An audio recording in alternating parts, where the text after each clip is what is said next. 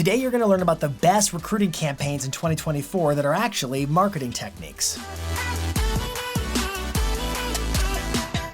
Today's episode is going to be a playbook for how do you recruit and scale your business in 2024. So welcome to This Week in Marketing.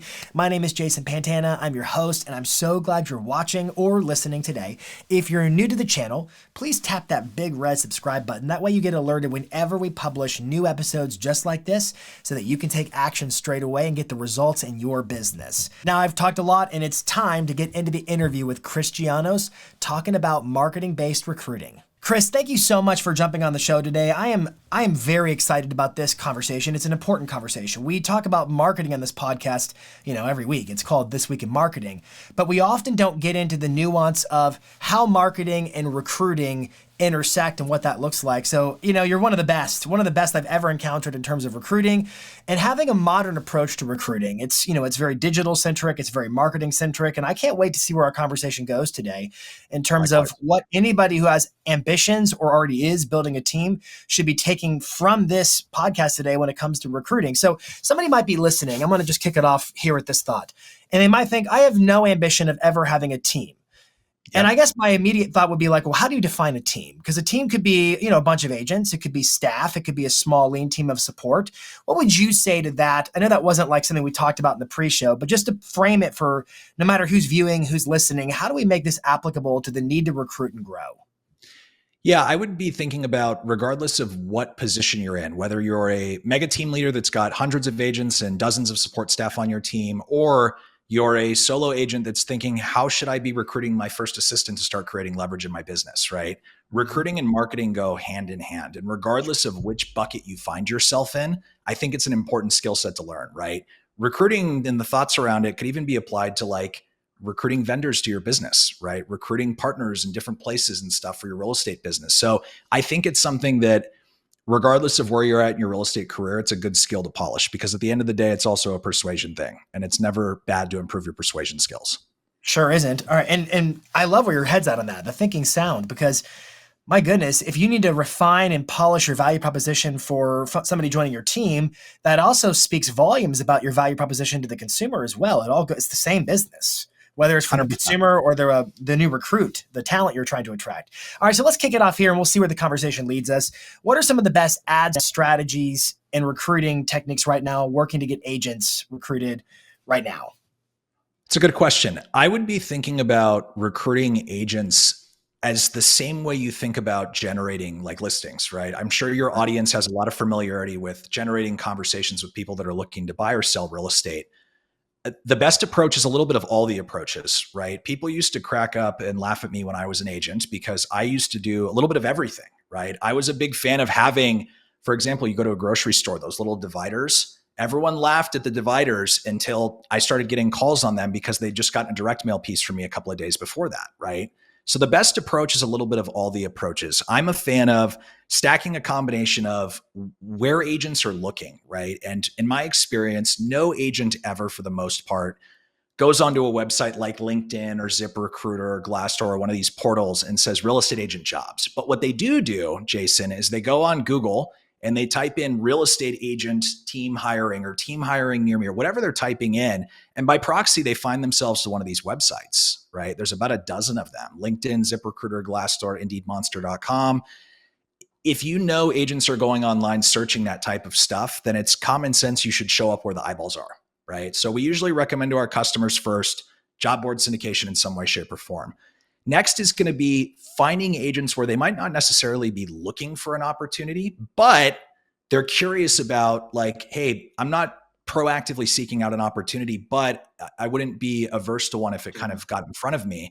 So something that we're seeing a lot of our customers doing now is social media ads, right? Running Facebook, Instagram ads, Google pay-per-click, whatever it may be, but getting a value add or an offer in front of someone that's not proactively looking, but maybe interested in learning more about an opportunity, right? I'm going to pause because you're already putting a lot of good stuff for us to consider. So the first thing I took away is just like when it comes to listing attraction or any kind of marketing for real estate where you're trying to attract an audience, it's never one touch point that does it. It's always the variety of multi-channel touch points where, oh, I see you everywhere. And it's the magic phrase in real estate.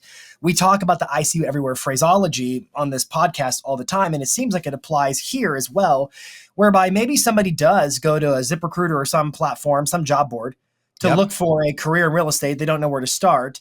And what you're suggesting is, if they have prior exposure to your brand, it only reinforces, oh, it's those guys. I've seen them before. And they're going to feel some kind of a sense of safety or security in that. And it reminds me, we've talked about this on the show before too. In human psychology, there's a principle called the frequency illusion. What the frequency illusion says is that if somebody from a marketing standpoint is exposed to your brand's messaging across a variety of different channels, that it actually creates the illusion they're hearing and seeing from you more frequently. So I think that's a factor here too. But I guess what you're really saying is, yes, it keeps you top of mind and they remember you, but it's also a sense of, because they've seen you there before, it creates a familiarity that makes it seem safer and more comfortable. Is that where you're going with it? 100%. And the way to think about it is, if you're a agent that's putting a lot of content out into the marketplace now, regardless if that's on social or direct mail or however you're doing that, why would we not think about taking advantage of that? There's agents that are seeing your content from a consumer marketing standpoint, right? Mm-hmm. The more of that you do, this is all like, it creates a flywheel. So where does an agent start for like job board syndication? Where do they go to do that? There's a bunch of different things they can do. If I was a team leader right now, you can proactively seek out all these different websites. There's 10 or 15 of them, right? You can also seek out websites like Humanize, right? Where we kind of turn into a syndication platform and give you the ability to do that a little more streamlined. But there's nothing stopping you from going on a LinkedIn or a ZipRecruiter and running an ad, right? Okay. The key is writing the right copy, right? Making sure that you're conveying a value prop, because unfortunately there's not like a how to recruit real estate agents like course you can go through in college, right? There's not a professional certification. There's Recruiting Roadmap with Emily Kettenberg, but beyond that, there's not a whole lot of education. So knowing how to convey your value prop to the marketplace, I think, is super important. Talk about writing those ads. How would you recommend they begin and they proceed? Yeah. So in the collateral, I think that we'll probably link it maybe on this podcast, or it'll be up on screen here shortly. There's going to be an example of what this actually looks like. The way I would think about it is writing out some sort of super vague, generic templated job description. Our industry is very noisy, Jason, right? I've noticed. It's very noisy, and there's a lot of people all kind of saying the same thing. And for the most part, most teams that I encounter, they kind of align their value prop on three things, right? They have leads, training, and support. Those are the three primary kind of catalysts of behavior and driver of change. Knowing that we all, for the most part, kind of have the same three value props. And I hate to break it to someone, culture is not really a tangible value prop, right? I hear a lot of team leaders say, our culture is great. How do you make someone feel that? How do you tell them during an interview? Well, that's like saying we treat our clients like family. Yeah. Okay. How? That means a lot of things to a lot of people. Okay. So how do you bring that to a vivid reality? So what I usually explain to people when you're writing ad copy specifically for recruiting, right? If you're writing job descriptions, if you're even interviewing an agent, you need to explain the how, not the what, right? And I'm going to give an example of that here momentarily, but I want to say it again. Explain the how, not the what, right? So I'll give you an example. A lot of teams that I come in contact with, and when I was running my real estate team, our value add, right? Part of it was like, hey, we have leads, right? We have leads from Realtor.com and Zillow and pay-per-click, and we got YLocal, all these leads. Yeah. What I would challenge you to think about from an agent perspective is, are online leads usually seen as like a huge valuable thing for most agents? No. They've spent money on Zillow. They've spent $500 5 years ago and nothing happened, and they wasted $6,000 over the course of a year, and they have a super bad taste in their mouth. How is that a value add to them? If you tell them you have online leads, in their head, they're going, all right, cool, been there, done that, versus explaining the how. So the how's a little different, right? If I was going to explain to you, Jason, that I had online leads as a value prop, I'd say something along the lines of this. So Jason, we're one of a handful of partners that Zillow actually works with here in Miami-Dade County for their Flex program, right? Flex is really simple. Imagine a world where a consumer goes on Zillow, Jason, and they search hundreds of houses before they find the one that they like. And they go, oh my gosh, I want to see that one. They select a specific day and time that they want to see that house. They fill out some basic information. A Zillow employee calls that person and validates that they have an interest in seeing the home and speaking with an agent. And then that gets connected to an agent on our team, right? It's pretty hard to screw up an opportunity like that. Yeah. In the agent's brain, they're not going, oh, online lead, Zillow, right? They're going, most of the time you hear their jaw drop and they go, well, Chris, I didn't know that's how that worked. Yeah, that's more exclusive and it sounds special. I like that. Okay. Correct. So thinking about writing job descriptions and advertising copy and all this stuff, don't tell them what you have. Tell them how it's going to help them. Yeah. So the benefits, right? Benefits and outcomes. So you can do that with job descriptions you're writing or advertising copy you're making for social media or whatever it is. Talk about benefits and outcomes, not the feature. Don't feature dump on people because that doesn't really do anything. All right. So here's what we got so far. Don't feature dump on people. We need to have, in terms of messaging, you need to talk about the how, not the what. You're going to break down for them what the benefits are going to be, what the outcomes will be when they choose to align an affiliate with your team. And don't be a stranger to any one specific placement. We're looking at running ads on meta platforms, Facebook and Instagram, which I love what you said, where they're not necessarily expecting it, but there it is again. And we're also going to have it syndicated across job boards, Indeed, to every other one of those there as well. Yep. And are you recommending any tools? Do you recommend AI tools to help with writing? What would you encourage them to do at that point? Yeah, 100%. I've got some prompting and stuff that I can recommend to people. I would think about AI as a tool like this. And I know you and I think very aligned on this, Jason. Yeah, AI is a tool that specifically, like if you're going to use like ChatGPT or Claude, Opus, whatever it is, think about it as a way to close the gap between like going 0 to 1. It's not a 1 to 1,000, right? What I mean by that is if you go on ChatGPT and say, write a job ad for me for a residential real estate agent on my team, it's going to cough out some generic thing, right? Instead, get specific with it, right? Hey, my name is Chris Giannos. I'm the co-founder and CEO of this company, right? Our value adds on our team are X, Y, and Z. I want you to help me in formulating a job description that's going to be so attractive to an agent that they can't resist it. Please ask me as many questions as you need to about my business so that you can do this perfectly in the clearest and most concise way. Right? I love it. And they get ready for a lot of questions. Yeah, but like if recruiting, for example, is important to you, you have to treat it like it's important to you. You can't half-ass your listing presentation. It's the same concept with recruiting, right? You get in what you put out. I love it. Okay, so talk about, I got a very tactical question. Yep. Then I want to switch into more of a conversational question.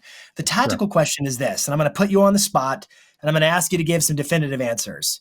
Yep. Of all the places where you can run ads to recruit agents, what are your top 2 or 3? I think the easiest and highest quality conversation you're going to have is coming directly from like job board syndication, right? The thing you have to worry about, and worry is a bad word. Thing you have to be cognizant about is through job board syndication, you're going to get a lot of people that are either newer agents, right? Newer to the business, or usually people aren't proactively looking for opportunity if they're crushing it where they're at, right? Yeah. So you're going to get people that might have some experience, but they need some love, right? And I would argue that that's a lot of the industry right now. The conversations that you source from job boards are going to be the highest quality. And what I mean by that is you're going to get on the phone with someone and they're going to be interested in having a conversation with you. They have a high intent. They may not be the kind of agent you want to attract, is your point, but they have a desperate, perhaps, intent to join your team. So that means you should also have your guards up and a filter.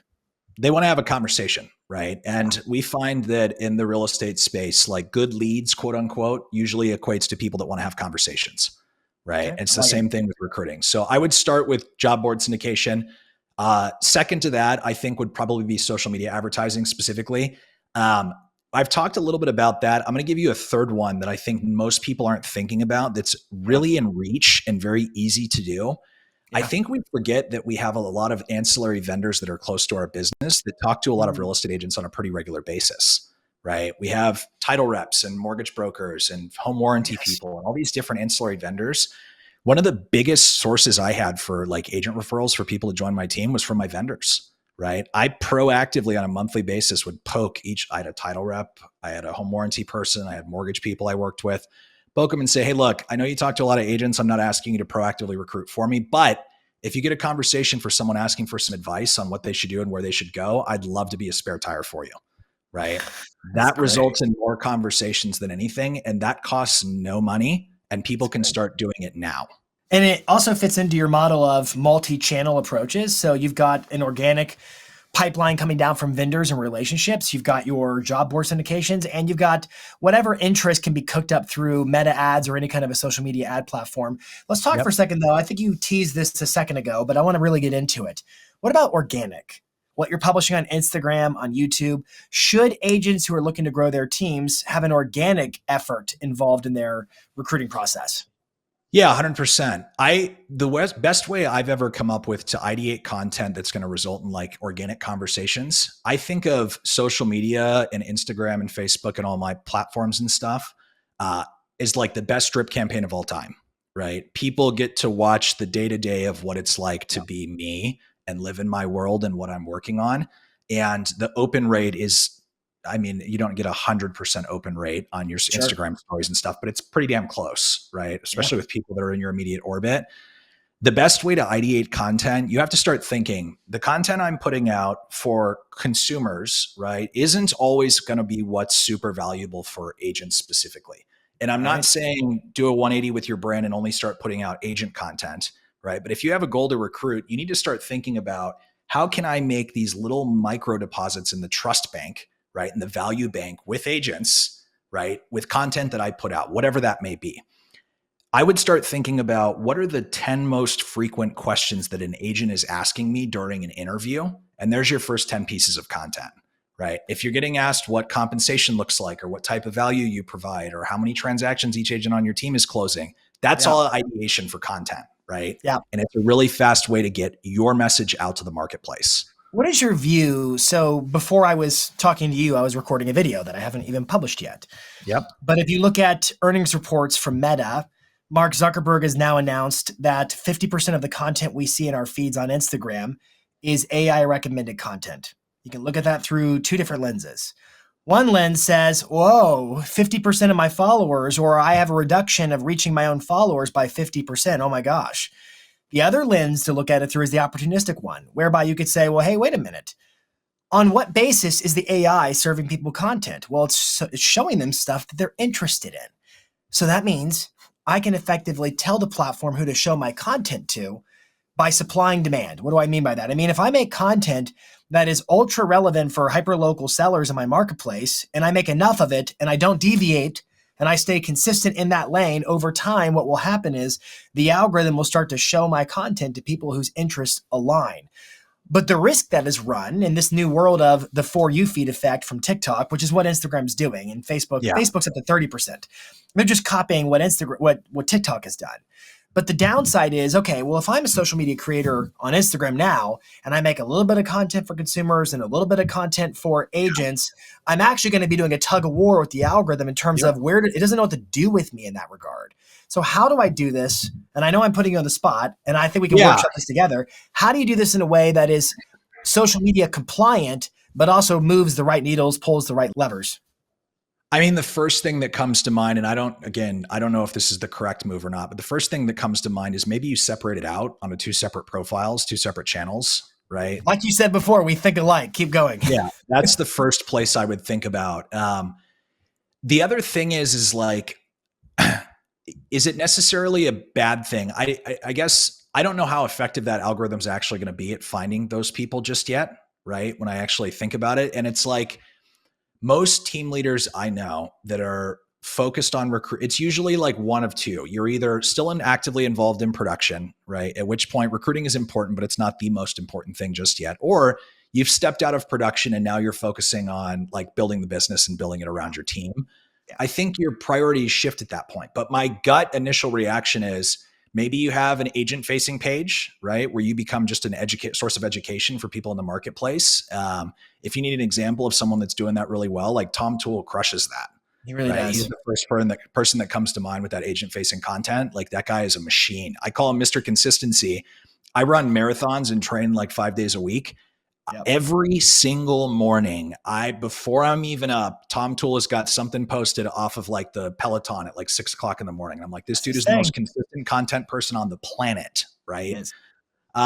So I don't know. If it were me, gut reaction is separate it, but I think You you can think probably do another away with both. So I think I'm in agreement. I think you raise an interesting question. How accurate is this algorithm? I would dare say it's pretty good. I mean, I'm looking at for example, I would look at somebody like Ken Pozak, one of our Rockstar coaching clients. Ken and Zachary Faust, another one of our Rockstar coaching Yep. clients. Both of those gentlemen in different markets, totally different markets, have created super hyper local content that is only relevant for people who would be in their local marketplace. And what has happened over time is, and they do not deviate.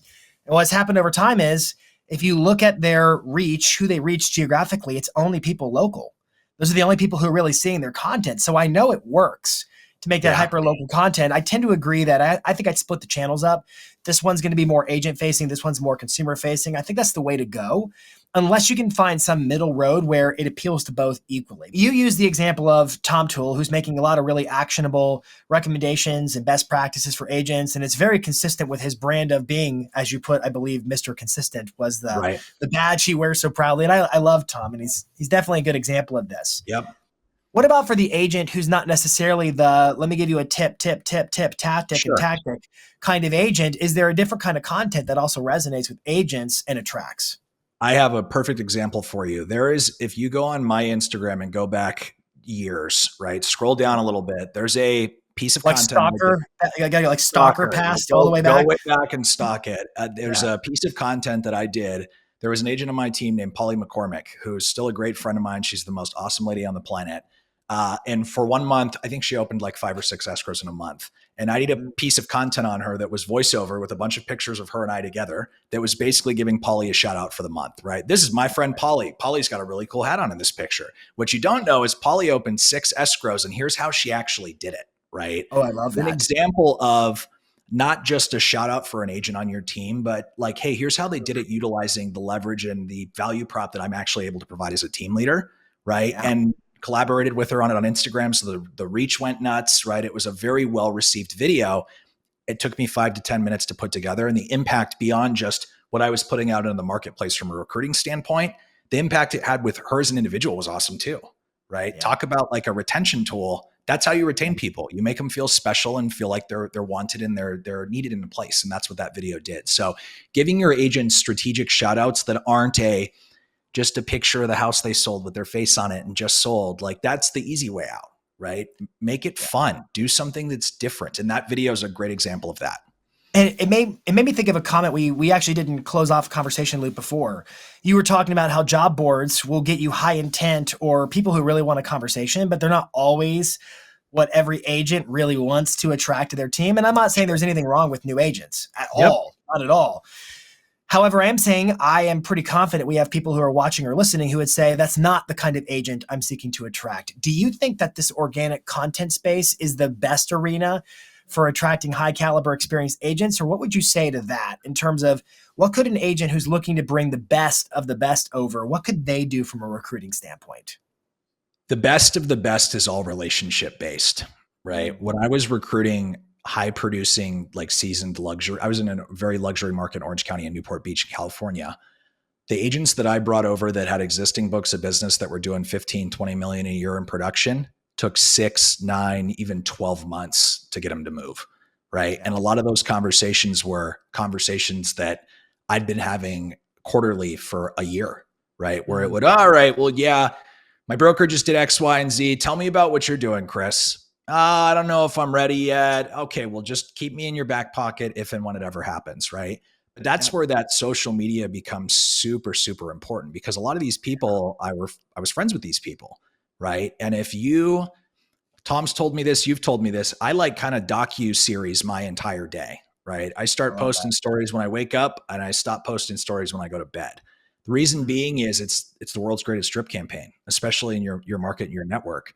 What's more attractive to an experienced agent than like being able to see the passion that you're putting into your business as a team leader, right? The work and all of the effort you're putting in and why you're doing this, and agents that are succeeding on your team. Talk about like the world's greatest drip campaign. You want seasoned agents, give them a reason to pick up the phone and call you, your content is what keeps the flame alive in a relationship where you can't just every day say, how about today? Is today the day? I mean, you can't just make the offer repetitively without getting a restraining order. But this is truly a way to remain relevant, to continue to activate their, ooh, that's interesting, and to keep that relationship coming from a good position of you have the high ground. And I remember vividly seasoned agents calling me and saying, dude, what are these newbies doing on your team? Like, what are they doing that's different? Because I would post someone that had been licensed for 3 or 4 months that was doing a deal or two a month, right? And the super seasoned agents call me and go, what are they doing? Right? I'm like, well, they went through my training and now they're on lead flow and they get leads and it's awesome. And they're like, well, tell me how that works, right? So it's like you put out the right messaging consistently about winning without being like overbearing about it. And the market pays attention. People pay attention. You don't think they do, but they watch it. Because they want to win. They do. That leads into my last question for you today. And because I think I know how you're going to answer it, but I don't know how you're going to answer it.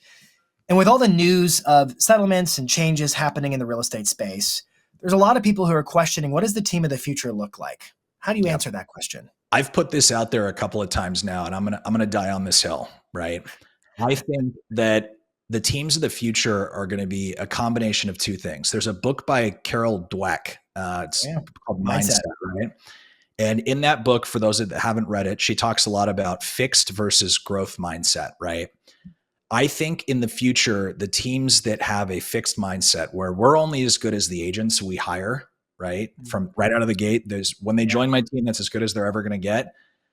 I think those teams are going to have problems at scale, right? Because we're going into a territory that no one really knows what's going to happen, how it's going to play out, right? There's some ideas and some hypotheses, but like at the end of the day, we're kind of flying blind a little bit and you got to build the plane as you fly it, right? I think the teams that are going to win are going to be those people that embody the growth mindset where they go, cool, I want to partner with agents that are the right fit from the beginning. And what I mean by that, I tell all of our teams, coach and like recruit to what we call the 3 C's: culture, character, and coachability. If they have those 3 things, experience comes second, because those 3 things specifically, if you bring them in and you're a good teacher, guess what? You can turn that agent into a rock star, right? Yeah. Especially if you're a good teacher. So my answer is team of the future that's winning at the highest level are going to be the team leaders that have that growth mindset and are really, really incredibly good teachers. And I think that teaching is a skill set you can sharpen. It's not something you're either good or bad at. Sure, there's some people that might be a little more gifted at it from the beginning, but it's a skill set just like anything that you can improve over time by repetition. I love that, man. I really do. You've had so many good insights today, a lot of really actionable takeaways. And I know some people watching or listening may have had an experience that they want to avoid when it comes to teams, maybe thinking about it, may have questions about it. Yep. And I truly believe what you said about, is it a fixed or a growth state of mindset? Where are you looking to grow? And it doesn't mean you have to grow a mega team, but I hope that you've given a lot of answers. I'm confident you've given a lot of answers and a lot of value for people to ponder and consider, like, hey, with all the change brewing, with what lies ahead of us right now, how am I going to blitz the marketplace? How am I going to so massively improve my value that every agent in my marketplace, every consumer in my marketplace looks to me as a leader beyond what you ever were before? There's an opportunity for leadership. There's going to be a vacancy in your local marketplace for leadership. Are you going to fill the space to be the thought leader, to be the market leader, to be the team leader of the future? Chris, thank you so much for watching. Where can they connect with you? You can follow me on Instagram. That's probably the best. My username is really simple. It's my first name, Chris, my last name, Giannos. And I hope to see you guys all there. I talk a lot on social media about everything we talked about. If you like any of those things, you should follow me. Until next week, this is This Week in Marketing.